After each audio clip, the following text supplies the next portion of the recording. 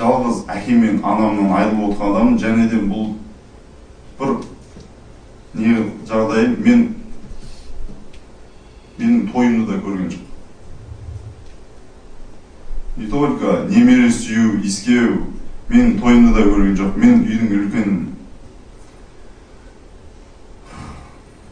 Мен әке мен анамды жуындыра алмадым сотымызда. Мұрттан қалай келді, солай жер қойнына тастадық. Өйткені мұрттағылар қалай жуындырды, мен олар білмеймін. Өйткені ашпай-ақ қойыңыздар деді. Жалғыз әке мен анамды мен соңғы сапарға жуындырусыз шығарып салдым жалпы. Бұл мен ешкім басына тілемеймін бұл жағдайды. Негізі өте